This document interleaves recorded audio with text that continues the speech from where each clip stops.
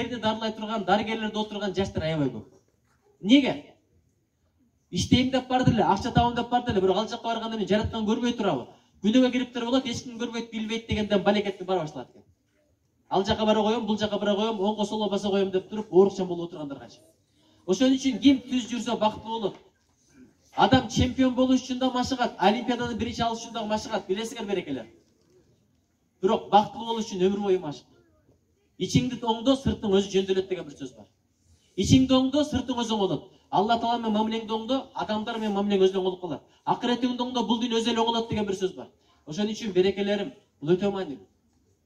Кудай бизди мен дегенден сактасын. Не себептен дегенде таң атат, күн батат, таң атат, күн батат. Мындай карасаң, көрүн казып атат ош адам. Бул дүйнөдөн бар өтөт экенбиз, кетет экенбиз. Байлар гана, бийлер гана, Наполеон кайда, Гитлер кайда, Чингис хан кайда, пайгамбарлар кайда?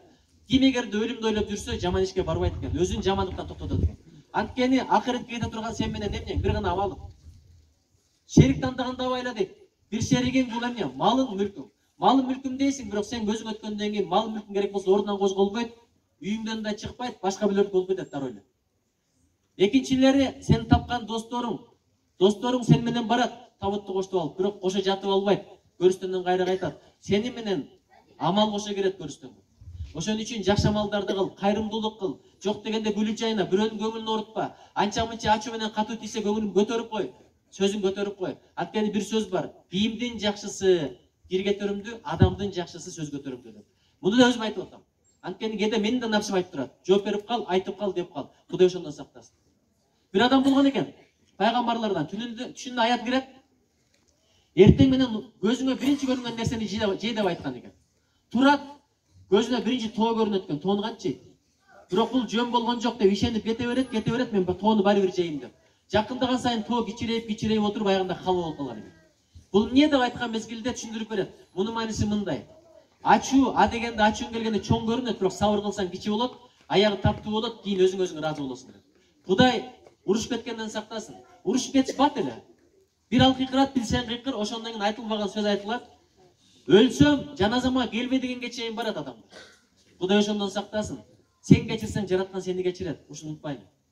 Ким эгерде кечирбей жүрөгүндө кек сактаса, ошол адамдар оорукчан болот экен. Азыр кечирип койгула. Бирөө сени капа кылса, азыр барып кечирип туруп, сен да кечирим сурап кой. Рак менен ооругандардын көпчүлүгү кек сактап жүргөндөр экен.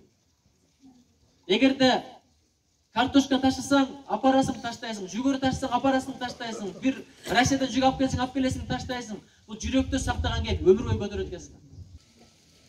Бүйөнү аял кечирбей жүрөт, аялды күнөө кечирбей жүрөт, бүйө кечирбей жүрөт. Бир сөз бар, жамандыкты көргөн жерде көңүл кой, уккан жерде унут. Кыргыздын акылмандыгында ушунда.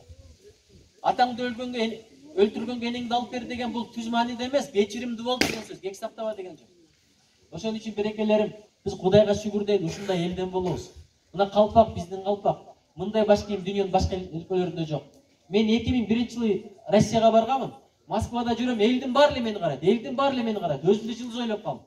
Ойлоп койдум, неге мынча татынакай жигитминби деп. Кечинде келип күзгүнү карасам, башымда калпак бар экен. Мен эмес, калпакты карап турабыз.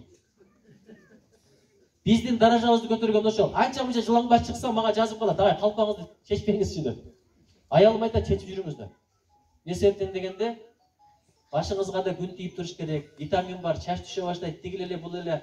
Аялдын айтканды угуп коюш керек. Анткени үйдө 24 саат бою жашаган душмандын мага кереги жок. Чын. Жетекчи менен урушсаң, же ал кетет, же сен кетесиң.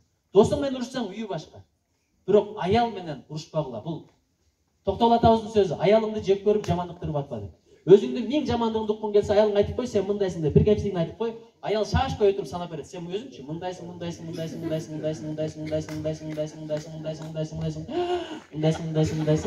Чыгып кетесиң, кечкурун дагы 100 даярдап койт. Мынаңды айтпай калып туруңдар. Ошон үчүн ким эгерде аялды экинчи соп көрсө, аял аны акыркы соп кылып койт деген сөз бар. Өзүң падыша болуң келсе, аялды каныша кыл. Муну да өзүм айтып атам. Анткени мен дагы тоодо чоңойгонмун. Тоң моюн кыргызмын. Аялыма комплимент айтыш мага да кыйын. Анткени чоң атам не деп тарбиялаган? Мынтип тарбиялаган, атам мынтип тарбиялаган. Азыр болсо өзүмчө окуп үйрөнүп атам. Көрсө бакыттыр такыр башка деген. Ошон үчүн берекелерим, Кудайга шүгүр дейли. Көзүбүз көрүп турат, тилибиз сүйлөп турат, колубуз кармап турат, бутубуз басып турат. Ошого шүгүр дейли. Идеяны күтпөгүлө, идеяны издегиле. Эч качан мактанба, эч качан актанба, эч качан даттанба. Кудай кааласа Кыргызстандын келечеги аябай кенен, ушуга ишен. Азыр оюңарды сурайм, келечекте эмне каалайсың сен? Көпчүлүгүңөр өзүңөрдүн максатыңар жок, элдин максаты менен жашап атасыңар. Эмне үчүн элдин максаты?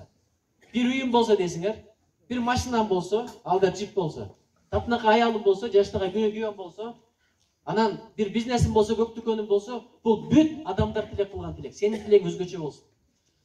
Андре Агаси деген теннисчи болгон, легендардуу теннисчи, дүйнөнүн тарыхындагы эң мыкты теннисчилердин бири. Ал канча жолу Уимблдонду уткан. Ошону канчасы уткан билесиңерби? 10 жашында бир жолу ута баштаптыр. 10 жашында уткан эмес, оюнда ута баштаган. Оюнда 1000 жолу, 10.000 жолу уткан экен, акыры ой чындыкка айланды.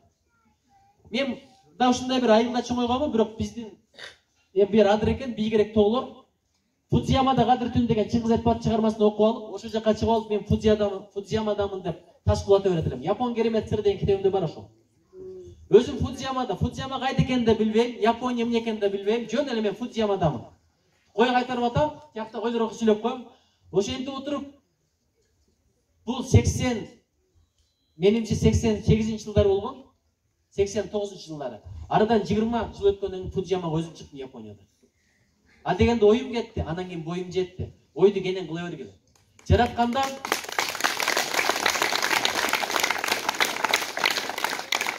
Жамир мырза, койлорду кайтарып чыгып алып, койлорго сүйлөп берет.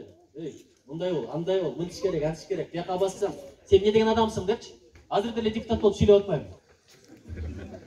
Образга кире бергиле, окшоштура бергиле. Өзүңдүн оюң болбосо, ийгиликтүү адамдарды туурай бергиле. Муса алейхисаламдын бир душманы болгон фараон деген. Фараон падыша болгон. Фараондун бир шуту, маскара позу болгон. Ал фараонго келип алып, Муса алейхисаламды туурап күлдүрө беришкен. Ошентип Муса пайгамбарды туурап жүрүп, эң аягында Муса пайгамбардын аркасынан ыйманга келген.